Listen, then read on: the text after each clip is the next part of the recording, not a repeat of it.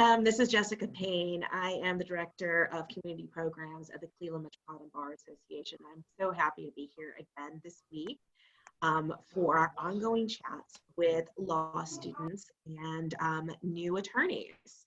As those of you know who have joined us in the past or maybe learning about it for the first time this week, the purpose of these chats is really to allow law students and new attorneys the opportunity that we had been hoping to provide in person with attorneys and judges coming to your schools to talk about areas of practice and various opportunities. Now with the pandemic crisis, of course, we have had to switch focus, but we are hopeful that these are still going to be very useful to you and give you the chance to ask questions of practitioners and judges in the field about how their field of law is impacted, just what the state is in general in their various areas, and how you can get involved in other important information. So our focus today is on family law and the Domestic Relations Court. And I would love to remind everybody that if you have questions, please do use the button at the bottom of your screen for Zoom where you have the Q&A button and you can send it to us. We'll be answering questions throughout the presentation. If we don't get to it right away, we will address it at some point, anytime during the call or during the presentation, or we have some dedicated Q&A time at the end as well. What I would love to do right now is introduce our panelists, and we couldn't be more pleased with the three exceptional people joining us today. We're fortunate to have two of our three panelists joining us today from the Cuyahoga County Domestic Relations Court. So first, I would love to introduce Administrative Judge Leslie Ann Celebrezze. A little bit of history. Prior to her election to the Domestic Relations Court in 2008, Judge Celebrezze served as a magistrate in the Cleveland Municipal Court. Would love to note that it's been her mission to treat everyone who enters the court with the dignity and respect that they deserve. The basic philosophy that she has integrated with her experience as a hearing officer, registered nurse, and mother of three to help serve the citizens of Cuyahoga County. Among her career accomplishments are that she has researched and edited the 2005 through 2016 editions of the Baldwin's Ohio Domestic Violence Law and served as treasurer of the Ohio Association of Domestic Relation Judges from 2014 to 2015. As she will tell us in just a bit, she's a graduate of Kent State University and the University of Akron School of Law. So hi to the Akron School of Law folks joining us. She is a member of the Ohio Women's Bar Association as well as the CMBA, and she is a trustee of the Justinian Forum. Also joining us today, we're very pleased, Chief Magistrate Ann Weatherhead, also from the Domestic Relations Court. Magistrate Weatherhead did her undergraduate work at Yale and graduated from Case Law School, so another shout out to Case students watching. While in private practice, she chaired the board of directors of Women Together, which is a shelter for battered women. She also served on Judge Ronald Adrian's Domestic Violence Task Force. After joining the court, she served as trustee of Ohio Association of Magistrates and chaired its Domestic Relations Practice Group. In 2007, she was awarded the OAM's Education Award. In 2011, she was awarded the OAM's first President's Award for establishing a program where magistrates volunteer in the communities where their spring and fall conferences are held. We're also so pleased to have Jennifer Himmelein join us today. Jennifer, I have known for years. She is a family law attorney and shareholder at Cavitch, Familo, and Durkin. She joined the firm in 2004 as a litigation paralegal, 2009 as an associate attorney, and became partner in 2018. The majority of her work focuses on family law, which includes domestic relations, juvenile, probate, and mediation. Also serves regularly as a court-appointed guardian ad litem. She got her JD from Cleveland Marshall College of Law, so we've got a good balance on our panelists today, and her Bachelor of Arts degree in Paralegal Studies and Criminal Justice from Kent State University. I know her personally best through her volunteer service on the CMBA Board of Directors.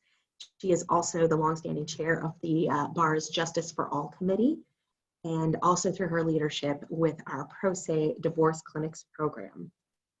She was also, first note, the recipient of the 2016 JFA Volunteer of the Year Award for her community service. So with all of that, you can see why we're so excited about the panel we have today. So welcome everybody.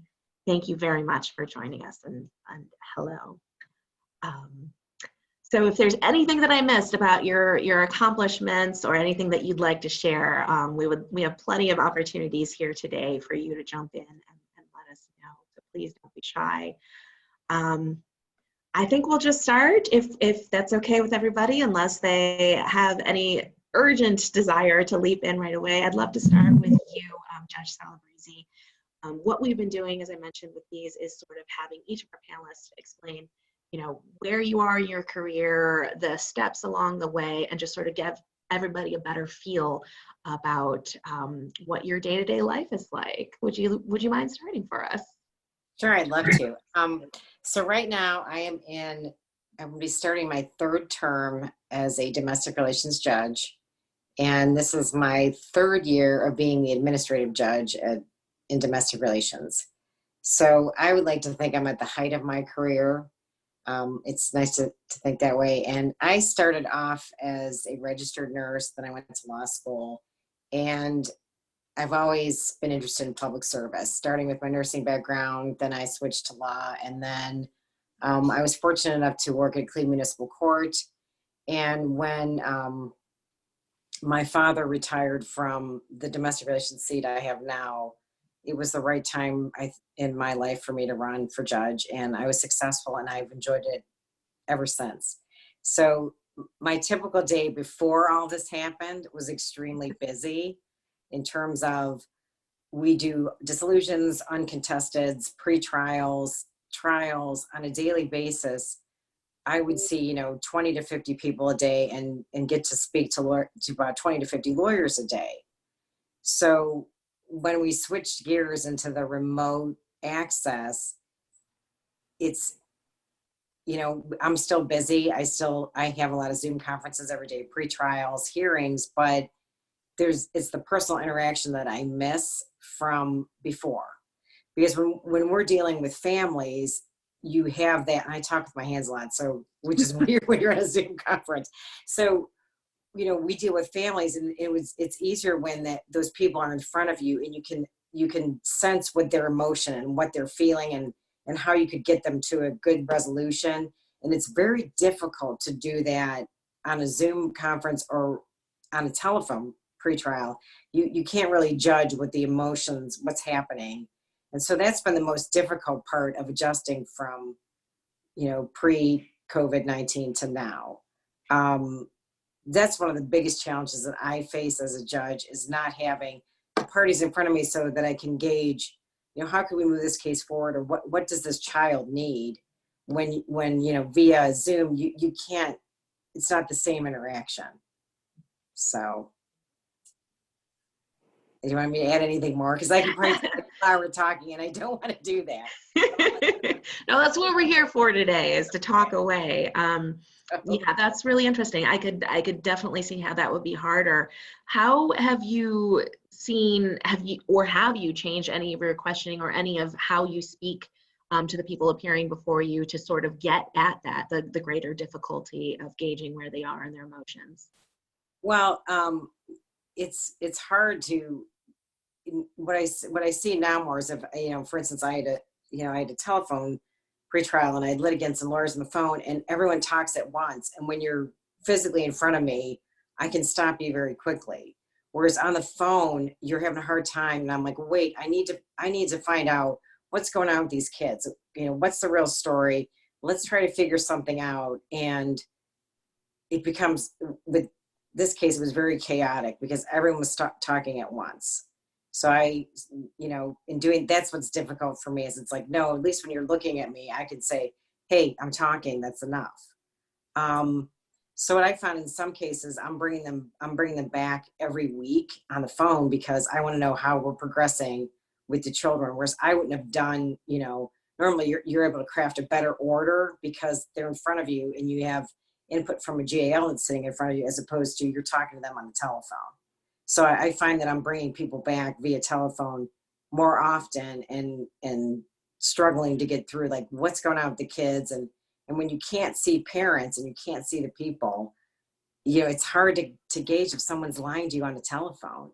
You can't see their facial movements or what they're doing. So that's still difficult. On Zoom, it's a little bit easier, but sometimes with litigants, then they don't answer the Zoom email, and you're like, are they appear? And so sometimes that doesn't work at all. So that's been a challenge, is not being able to see facial expressions and what, because you can see emotion on someone's face. You can see when they're lying, and you can't on the phone. I am going to check in with our other panelists too to see if that's been your experience when we get more into our discussion of what life is like during, as we all say, during these incredibly strange times. But to get more of our basics sort of established before we take off on that, I would love to hear from you, Magistrate Weatherhead, about sort of the same sort of thing, your career path from your education through today, and then that'll lead us into what things were like to you pre-COVID. Certainly. I cut my teeth doing domestic violence actions. The law was very new, and not many of the old school attorneys weren't conversant in the procedure and the law around domestic violence. And that representing victims of domestic violence also often led to representing those clients in a divorce case. I wound up on the board of a shelter for victims of domestic violence, and that was my niche sort of in my early years of private practice. Working for the court as long as I have, and it is a long time, there have been interesting trends. Everybody talks about the technology and how much that has changed. And that's sort of an easy thing to observe. I will say, though, that I was the first person to bring a computer into our court. It was a word processor, but I've gone from first to worst. I'm horrible technologically. Anyway. That was enough. You did the one, you're good. You can rest on your laurels. Right, okay. A trend that I've seen in the years that I've been here is the trend away from litigation and towards settlement, and whether in whatever form that takes, collaborative, mediation, where, we teach our children not to fight. It's fine. The courts are adversary systems. It's plaintiff versus defendant. So if you hire me to fix your gutters, I don't show up, you sue me, I scratch you a check, and we never see each other again. That's fine. But with families, not so much, particularly with families with children, whether they're minors or not. It's vitally important in our area of law to avoid litigation if at all possible. I think the only cases that some cases have to be tried because people just can't get to yes, but the only cases that really are not as susceptible to settlement are relocation cases, where somebody, after a divorce, where there are minor children, somebody legitimately needs to move, and the question becomes whether the children are going to move with that parent. And because you can't really negotiate, well, let's meet in Montana in the middle for parenting time. But apart from that, there's been such an emphasis, and I think it's so healthy, away from trials and towards resolution, because families are hurt in trials, no one more so than the children. So that's been an interesting trend that I've observed. In terms of life pre-COVID and post-COVID, it's weird, as you said, Judge, not having people around and not looking people in the eye, and some of the practical stuff is so difficult. Getting signatures, you used to be able to say, okay, here's your agreement, sign this, but now it's a whole to-do. But I think some of the changes that we're making as a court, some of the accommodations that we're making, will continue past this period, because we're innovating and learning new ways to proceed to resolve cases that may result in attorneys and litigants not having to come to court as often. So that's a silver lining, if there is one. Yeah, I think you're definitely right. We've talked about that in some of the past presentations that we've done like that. Things that we're learning we can do that we didn't think that we could do in our profession. And we're learning, well, why not if it makes it greater accessibility for people. So I think it's definitely, yeah. Be difficult. Trying a case remotely, I'm not sure with my technical acumen, such as it is, I don't know how with exhibits and witnesses and all that, I'm not sure how that would work. It's probably possible, but I don't know how yet. Maybe. Yeah. Yeah, I hear you. I think definitely a lot of things are harder, but it has been really interesting to see from different fields and different practice areas and how people have evolved for this. Jennifer, I'd love to hear from you. I've known you for years, like I said, but sort of pre-working with you through Justice for All and the pro se divorce cases. I'd love to hear more about your path as well. So yeah, I went to Kent State and got my degree in paralegal studies, and then I actually worked as a civil litigation paralegal while I went to law school at night at Marshall. So I knew I wanted to become a lawyer, but wanted to sort of get my feet wet first. So I did that, and then when I started practicing in 2009, I went right into domestic relations, and I'm very glad that I did on most days. I really like helping people, and that's another reason that I do a lot of volunteer work through the Bar Association and legal aid with the pro se divorce clinics and things of that nature. I sort of fell into doing the guardian ad litem work right away, and then just really liked it and kept on doing it. So now that's a majority of my practice is guardian ad litem work. And when the Ohio Supreme Court allowed us to get certified as parenting coordinators, I was pregnant with my daughter and thought, I'm not going to have good hours this year. I might as well take this 78 hours of parenting coordination training. So I did that and became a parenting coordinator. And so I work a lot with high conflict families, both as a guardian and as a parenting coordinator. And while it can be frustrating at times, it is very rewarding. So I do like doing that.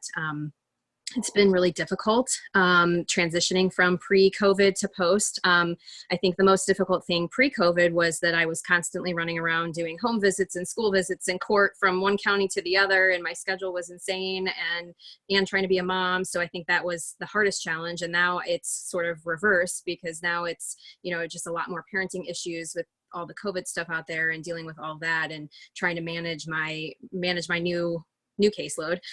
So even though, we're still having court hearings by phone and by Zoom, as the court already mentioned. So we're still having those, but then having to address some of these issues when I can't really access the children that I'm representing. So it can be a little bit more challenging, and we're still trying to work through how we're doing that. But it's definitely interesting, that's for sure. Yeah, interesting. Yeah, we use that word a lot too. One thing I want to go back to, especially considering who our audience is, and I know some of our listeners have done the 3 Rs, and that's something I'm very heavily involved with. I know when I talk with the students that I visit in the classrooms, we talk to them about careers, we talk to them about, thinking about what you want to do. They're 11th graders, so they have a lot of time ahead of them, but one thing we really talk about is, switching back and forth, at any given point in your life, whether you're 40, whether you're, a sophomore in college, whether you're a junior in high school, you think you want to do one thing, and then sort of life takes you in a different direction, and you go, wow, I really kind of want to do this thing too. I get some good laughs because I'm a giant nerd, and I say I wanted to be an opera singer when I was little, which who does that? But I noticed with at least 2 of our panelists, you had a career that was a solid career that people think of when they think career day, and then you kind of zigged, instead of going straight forward. And I would love to hear from both of you about what informed that decision. How do you stay open to the idea that you may think this is the thing for me, but then thinking, oh wait, this thing over here, this sounds really amazing too. So Judge Celebrezze, if I could start with you, talking about the career. We've seen that a lot too, from medical to legal. So I think there's a fair amount of crossover. I'd love to hear Well, about that a bit more. you know, I come from a background of public servants and attorneys.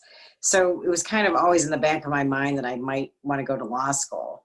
So when I graduated from nursing school, I'm not going to tell you what year, but when I graduated, there was a influx, too many nurses. So it was very difficult to get a job. And so I was working part-time and thought, well, I need to do something. I need to go to graduate school. The part-time isn't working when you're young and you have to support yourself.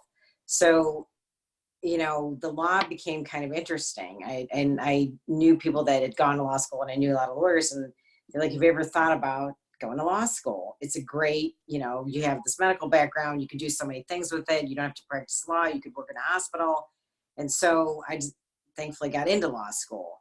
So when I graduated from law school, I took the bar, and I was like 6 months pregnant when I started to interview for jobs.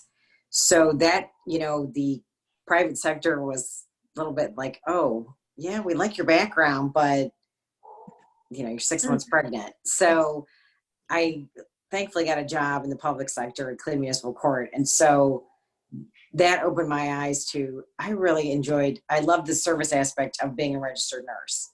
I enjoyed taking care of people. I worked in a mental health hospital, and then I worked in a nursing home, and I worked in a doctor's office. So I always had that close contact. Mm-hmm. And I liked, seeing people's reactions when you were helping them. So when I went to Cleveland Municipal Court, I realized, boy, I could make a difference in people's lives as a lawyer. So it just kind of took me down that path. And then, I did a little bit of, practicing domestic relations law, and, I enjoyed it, and I enjoy working with the families. Now, on the negative side of that, sometimes it's very difficult to work with families. So I've always enjoyed, I guess, taking care of people. So I feel like the nursing career kind of led me into, took care of people that way, and I'm still taking care of people now, just in obviously a different fashion. So, and you have to be open to everything new. I mean, you can start off as a lawyer and decide, you know what, I want to take this into, I don't want to practice law, but there's other areas I can take this law degree to. So you have to be open to everything. Not all of us want to be litigators. Not all of us want to be public servants. So there's so much more that you can do, and you always have to be open to new experiences. I don't think I would be where I am today if I just was very rigid, like, okay, well, I have a nursing degree and that's all I can do with it. Or I could just, get a master's in nursing or get a PhD in nursing, but I can't explore another avenue. So I think, that's why I'm where I am today, because I don't mind, doing things differently and out of the box, and I think out of the box. And so that's why I think I'm pretty good at what I do. Just trying to get families back, to some semblance of normalcy. Right. Well, that seems to be a common thread. Obviously there are wonderful people in every area of practice, every kind of court. But when I've talked with people in the domestic relations court, in family law practice, that is a very common thing that I hear is somebody who has a great drive to help people. And public service, and just seeing it in your history, all three of you serving on boards, volunteering, doing this work. Would you say that that's something that is kind of a prerequisite to go into this field? Question open to any of the three of you who feels you'd like to speak about this. What kind of personality would you say is ideal for being in this kind of practice? In family, you have to be a people person, because you're working with families and the dynamics between people that used to love each other but don't anymore, and the attorneys that are representing them and fighting for them. But so, and that adds a different dynamic, though we see more and more people who are self-represented, which has its own issues. The transition from private practice to working for the court for me was wonderful. And the advantage was, rather than having to manage your client and manage your client's expectations, and if they want you to fight for granny's teapot and that's the biggest thing for them, as a magistrate, you can say, hold up. But if you're representing someone, you have a dual responsibility to advise them, like, you're not going to win on this, but to advocate on their behalf. Whereas as a magistrate, you're sort of the peacemaker. Like, all right, well, how about if we do this? How about if we do that? Rather than, I'm going to fight for my client. So. Would you say that a fair amount of flexibility is required too, as the judge would say? Oh, sure. Not would say, as I heard you say a little bit earlier, would you say that that's a key part of being in this? Yeah, and being able to listen, Mm-hmm. it seems like a lost art to be an attorney in this field and to listen beyond the words, like it can't be about the teapot. What's really going on here? And to your point, Judge Celebrezze, if you can't see those eyes, and if you can't see, it's a little bit harder to figure out what's really going on.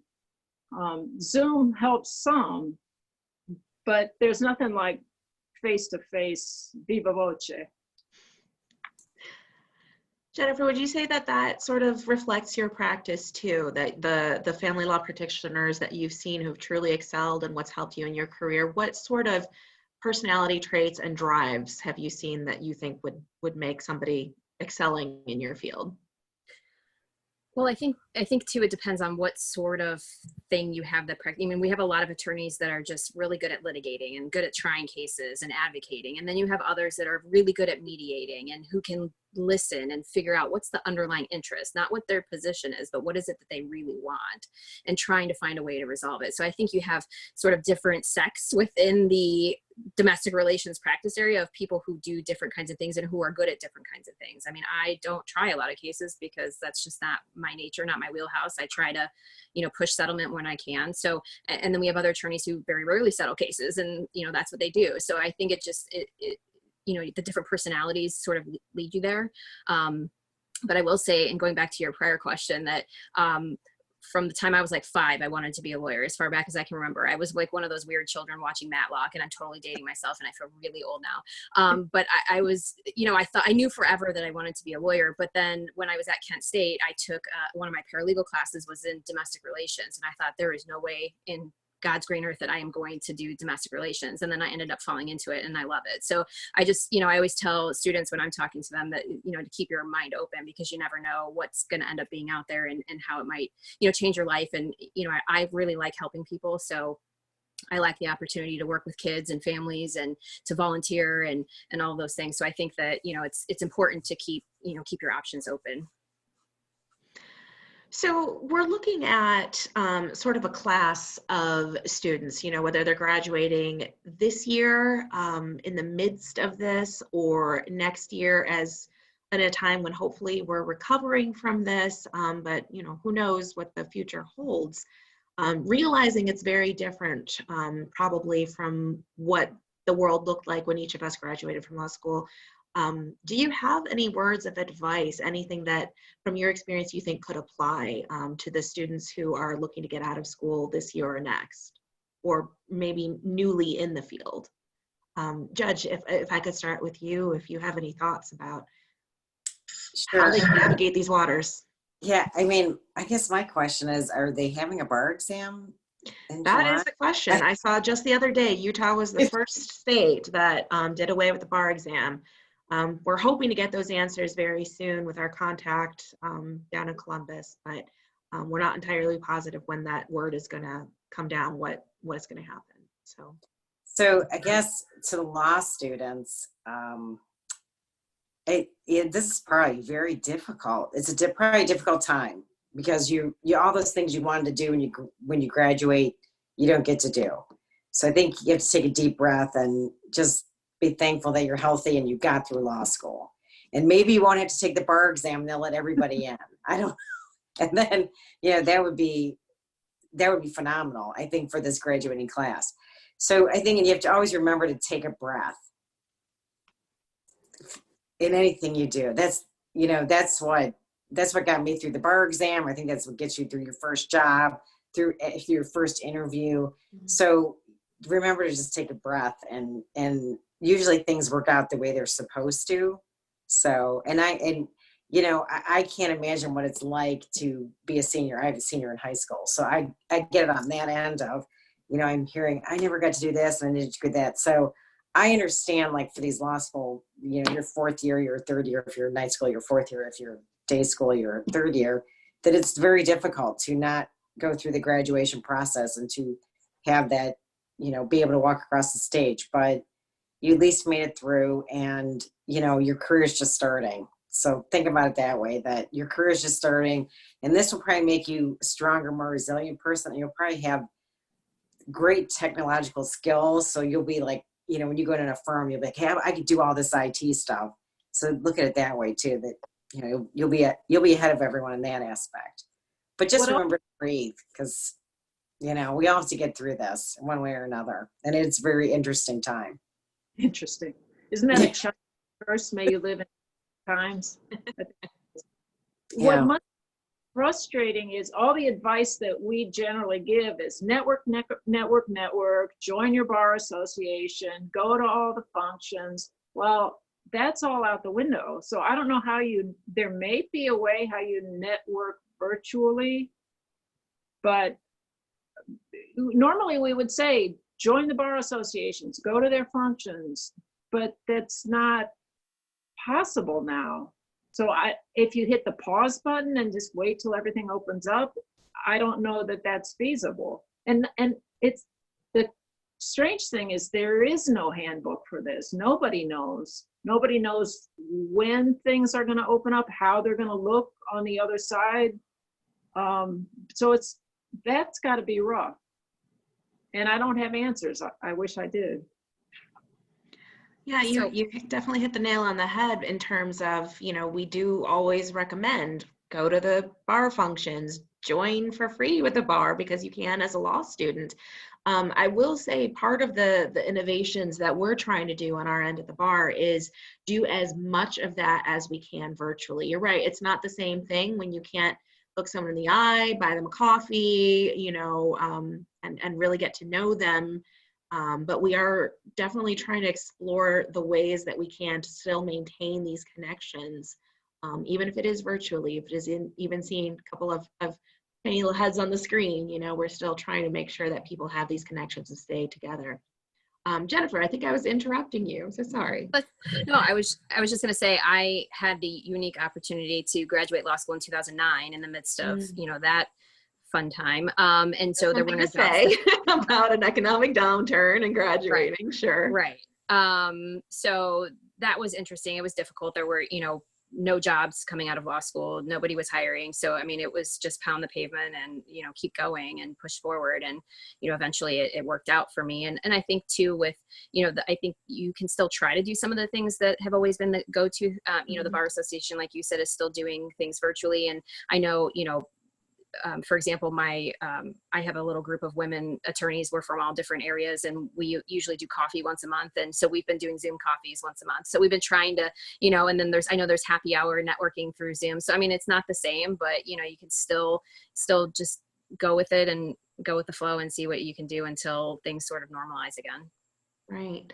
So hopefully things will normalize again soon. We'll see how things play out. But, well, I've got the attention on you, Jennifer, as our JFA chair. One of the things I hoped you talk about was just about what volunteering does. And I know you do it a lot because of what you get out of it too, but specifically, you know, let's talk selfishly for the people who want to do it. It does amazing things for the community, but what does it do for people either while they're still in law school or new in their careers? Well, yeah, I mean, I do it not for that reason. I just like helping people. And I just think that, you know, I'm fortunate to have a law degree and to have things that other people don't have. So, you know, that's first and foremost. I just want to help others and pay it forward. So that's why I do it. But I do think that you can get, I mean, things that you get that you wouldn't get otherwise. I mean, you get to go to the courthouse and meet other attorneys and learn things, dealing with clients. You know, sometimes you get to have interactions with judges and magistrates, and that's, you know, what any attorney wants to have. So, I mean, I do think that, and, you know, sometimes it can lead to cases and that sort of thing. But I think that the experience that you get of just, you know, getting familiar with the courthouse, getting familiar with the judges and the procedures and the things that you wouldn't maybe necessarily know, especially if you're a law student or if you're a new attorney. I mean, that's why I started doing it too, is because I didn't know anything. So I was trying to figure out, how does this all work? So I think that you get so much more out of it than you could ever give, but that's the great thing about volunteering. And I think that, you know, translates to anything, any type of volunteer work. Right. So looking into the immediate future, you know, with each of you in respective practice in the courts, we got a question from one of our participants. Should applicants who are looking to do domestic relations work expect to find work at a firm with a solo practitioner, or to go out on their own and hopefully find a mentor to go with them? Any thoughts? Being a solo practitioner in domestic relations court is hard. I did it a long time ago, and technologically it wasn't as advanced by far as it is now, but you are at your client's beck and call all the time right now. You would know more about this, Jennifer, than I would, but if you can, what I didn't learn in law school, and maybe what they're teaching now, I hope they are, is the business of law. I was owed a bunch of money when I started here, and I had one client who every month she paid me $50, and she had the declining balance in the memo section. And that was great. You get enough of those clients and you're golden, but getting clients, keeping clients is challenging. A lot of people choose to represent themselves, and until you know your way around the court, and every court is different, it behooves you to, if you can be employed by someone, if you can, it behooves you to do so. Being on your own is tough sledding. I would also say find a mentor. I mean, that's always good to find somebody that can help you through. Anytime I speak to any law school class or any group of young lawyers, you know, you can call my office, and when we're up and running again, you can come in and observe, and we'll tell you how it works at least in my courtroom and the majority of the court. So don't be afraid to contact a judge and ask them, because 9 times out of 10, they will probably be more than willing to let you come in and see how it is on the other side, and walk you through some things if you want to do DR law, like, hey, this is what you should do and this is what you shouldn't do. But I would say find a mentor. I mean, I don't know if it's better to be in private practice now or with a firm. I think either way, your client's beck and call. So I don't miss that, you know, being phone calls in the middle of the night. I mean, I get a lot of emails in the middle of the night from, you know, as the administrative judge, I get a lot of emails that I have to answer at 10 o'clock at night. That's a totally different story though. So, but I would say find a mentor, and don't be afraid. Don't be afraid to call a judge's office and say, hey, I'm just graduating. I want to kind of observe a day of, you know, trials, pre-trials, dissolutions, uncontested, like what it's like. And, you know, you'd be surprised that most of us are pretty receptive to having people in our courtrooms. And I would say the procedure, how papers move, and how things operate and the rules of civil procedure, and to a lesser extent, the rules of evidence. If you know that stuff, it will put you in good stead. The black letter law is important, but so is knowing how to file things, when things need to be served, time limits, and it's not intuitive, and that's where a mentor would be helpful. Any other words of advice about the specifics of how would you go about finding a mentor. You can show up at a court, you can gather the nerve and ask a judge to see if you can sit in. Any other thoughts on how somebody might go about doing that? Well, there's always the CMBA because they have the mentor program, and then there's the Ohio Supreme Court mentor program, so you can get hooked up with someone there. I mean, I've always worked at a firm, so I've never had the opportunity to work on my own, but I do think that, you know, it's really good to have other people to help you, or to have someone to back you up if you're, you know, sometimes we get triple booked and, you know, it's different counties and sometimes it's hard to manage your schedule. So, I mean, I think it helps to have some, you know, other people that you can rely on, people who can help you if you don't know the answer of a question, or if you have a new issue that you've not encountered and you can sort of bounce it off them. But I've also found that, I mean, if that ever happens, I know other people I can call and ask questions, the judges, the court, the staff. I mean, everybody's always so helpful and you know, answering questions, especially at DR court. I mean, you can go to the help center and they'll help you. I mean, you could do anything, and they're always willing to, you know, especially if you're new and you don't know what you're doing, everyone's pretty friendly. So I think that it's pretty easy to find the help if you need it. Great. So switching gears a little bit, I know we've talked a lot about the practice of family law and domestic relations, but what about the law itself? Touching really briefly, and I'll start with Magistrate Weatherhead. Any evolutions in the law that you've seen over the years that you think are interesting you'd like to share with the audience? In 3 areas, there have been such changes. And when I first started practicing, a person who earned a pension kept that pension. Just they kept the pension. Usually it was the husband, because this is back when dinosaurs roamed the earth. But as it has evolved, the pension, whatever was earned during the marriage, is a marital asset, and it's divided with a document that's pretty complex. It's either pretty complex. It's a domestic, a qualified domestic relations order, or if it's a public entity like STRS or PERS, it's a division of property order. But now looking back, the idea that pensions were just kind of not even mentioned in the mix of property is sort of astonishing. Another area where there's been great development is the area of domestic violence. In our court, we have a whole domestic violence department with 2 magistrates and a staff of 6 people who do nothing but domestic violence cases. And there's they have a process that's very well honed. We're a mentor court, and we're very proud of our domestic violence department because it's such a vital area. And especially now, the thought is that post lockdown, there's likely to be, because people are stuck in their homes and maybe somebody's lost their job and they're at home and they're not used to the kids running around all the time, that we anticipate an uptick in the domestic violence actions. But our court is so well suited to handle that important aspect of the law. The other area that's I would say burgeoned is child support.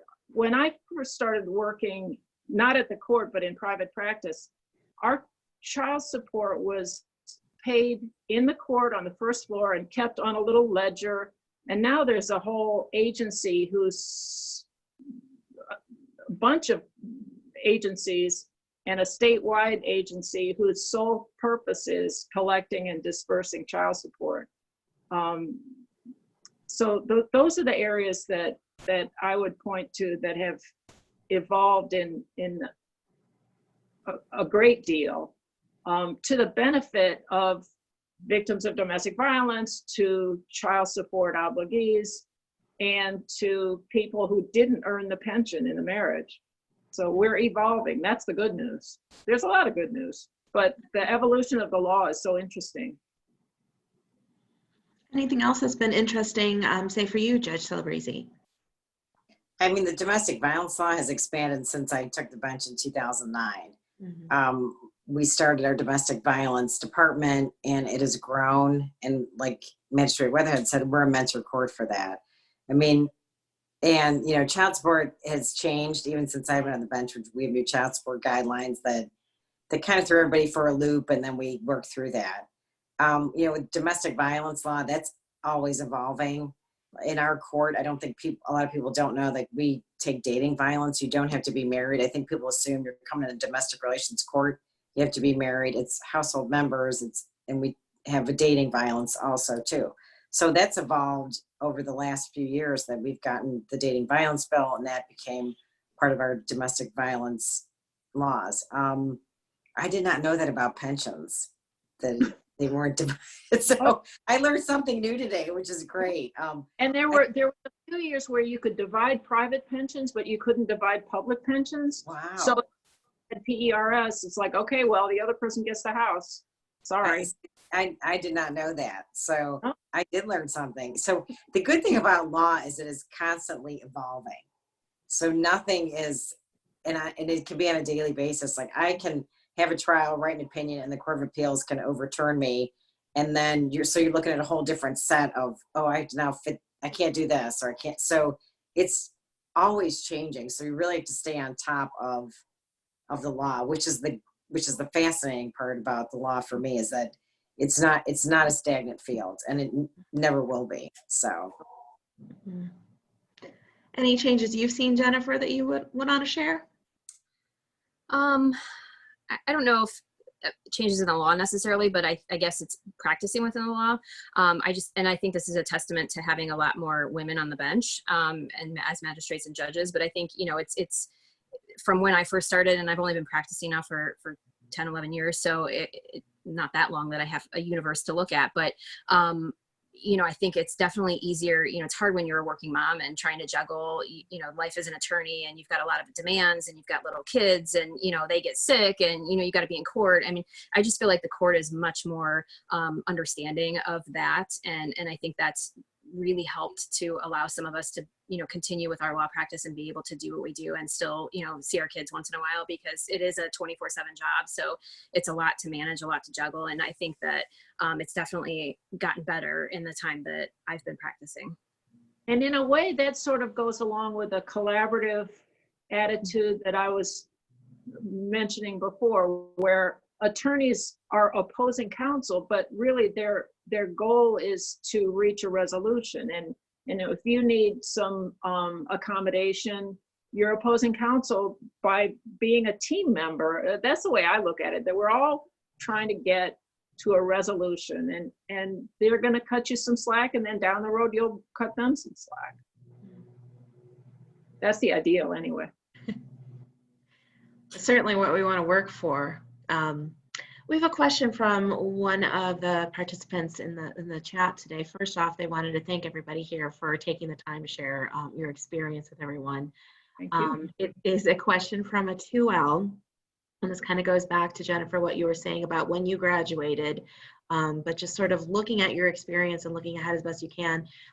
Given that we are most likely entering another recession, do we have any lessons that we can share? Anything that's been most useful post the 2008-2009 recession regarding finding employment in the law? Are we looking at, is the public versus the private sector better? Small versus large firms? Any thoughts about what appears to be the most resilient, or is it just another, we don't really have any idea what the future holds and we have to wait and see? Any thoughts would be welcome. So I will open it up to our panelists.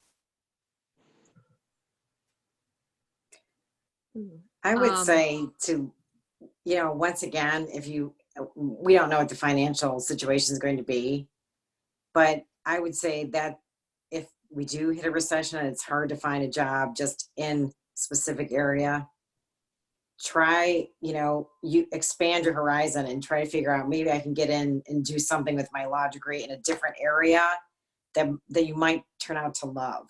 So I would say, don't just think, okay, I have to go to a firm, I have to do private practice, I have to work in the public sector. Think outside the box, and you might find another opportunity that you might love even more than being a litigator or being in the public sector. I mean, hopefully we don't face another recession, but I don't have that crystal ball. I wish I did. Yeah, I would agree. I think it's just being open-minded and just find whatever you can at this point. I mean, that's sort of what I did when I was coming out, because there weren't really a lot of jobs. And, all along the law schools have been telling us, oh, you'll get a job easily and you'll make all this money. And that was not the case when I was coming out. So I think just being persistent and just looking wherever you can and just being open-minded to, it doesn't have to be a permanent long-term thing. Maybe you'll love it and it'll be a great thing for you, but maybe it'll be a stepping stone to something else that, once we get through all this, that would be another good opportunity. So I think it's just being open-minded and taking that leap of faith and just taking something at this point. If you can afford to, volunteering or interning or doing some part-time stuff at a firm, just getting your foot in the door is half the battle often. Yeah, I absolutely, to keep echoing and beating the volunteering drum, because that's where I am at the bar. But I've definitely seen, and hopefully Jennifer would be able to back me up on this, all of the programs that we have at the Bar Association are really designed to connect younger practitioners with the more experienced veterans. So if you do a pro se divorce clinic, you're working with family lawyers who have done this for years, and you're getting to know them and getting to know the courts. If you do volunteer lawyers for the arts, you have the chance to take on a case in an area that maybe you haven't done before, but you are learning, and there's a lot of people who are just a phone call away. Same for our Reach Out for Nonprofits program. So beyond the bar, I will say there's a lot of places that are really aiming to do that, to connect people and help them explore and learn more, because that means more volunteers and everybody wins. So putting in a shameless plug for the volunteer program, of course. So I know we're getting closer to our end, and I want to be mindful of everybody's time. I kind of had fun with this question last week, so hopefully this isn't repeating myself. But starting, if I may, with Judge Celebrezze, I would love to hear from you. One thing that you would tell people: do not enter my field, do not follow my path. But then one thing that you would say, yes, this is absolutely why you should follow my path. I think do not follow my path if you don't sometimes your heart gets broken by these people. So don't do that. Don't follow it, because sometimes some of these cases will keep you up at night. So don't follow my path if you don't want to have any emotional attachment and feelings towards people and what they do. Follow my path if you want to have a great, rewarding career. I mean, I love what I do. I really do. I enjoy being a judge. I enjoy working with the families. I enjoy the practitioners. We want more domestic relations practitioners. Yes, yes. We have so many pro se litigants, and having a lawyer really, really does help the court as well as the people. So, but I would say that I love what I do every day. I'm very thankful that I'm where I am. Magistrate Weatherhead? Don't come in. I'm going to twist your question around a little. Don't come into my courtroom unprepared. Don't come into my room and interrupt me. Don't come into my courtroom thinking you're the smartest person in the room. Because you're Wait, not. let me interrupt, Magistrate Weatherhead. Don't click your pen. Don't That was what I was thinking. I very conspicuously I put can- my I pen can- to the side. I can attest to that one, because I did click my pen once and I was not pretty. I didn't even know I was doing it. What's wrong with you? How do you not know you're doing it? Anyway, that's me. It's not you. If you are willing to work towards a resolution, to communicate well with your client and with the court, if you're willing to make an effort to solve the problem that your case presents and be civil and gracious to your opposing counsel, or you're more likely than not to be dealing with the pro se spouse, the self-represented spouse of your client. And that presents its own challenges, but it's your job to represent your client and to listen to the other side and to craft an agreement that's fair with the input of the court. And if you can do that, then you will be fulfilled in your profession, in my opinion. Jennifer, what would you tell people to stay away from your path, and what would you tell them they absolutely should do to follow your path, or why they should? Well, I definitely think that, which it translates really well, is I was super naive about the business side of law. I mean, it was just not something that they pushed when I was in law school. You know, it was take out all these student loans and you'll make all this money, and that was not the case. And so like so many of my peers, you know, we came out of law school very very surprised at what we found. So I think that understanding, especially if you're going to be in private practice, and you know, getting a book of business and, you know, networking, things you can't really do quite right now, but you know, I mean, all of those things, collecting from clients, and you know, just the business stuff is something that you don't really necessarily think about, because you think I just need to know the law, but that there's so much more that goes into it. So I think I came out pretty naive from that perspective. But I think being open-minded, like I said, I never thought in a million years that I'd be practicing in domestic relations, and I'm so glad that I am. So I think that, you know, you just have to you know, make sure that you know, if an opportunity comes up, that you take it and make the best of it, and see what it brings, because it might be something that you would have never imagined, but it turns into be something great. So I think that's really important, especially again in these times. My question is, how do new lawyers go about getting clients? What's the trick? Jennifer, you'd be in the best position to know. Well, for me, actually, to be quite honest, I got on the guardian ad litem because I knew I was doing DR. So I got on the guardian ad litem list. I started going to CMBA family law section meetings to get to know, like, who are the judges, who are, you know, I mean, I didn't know anybody.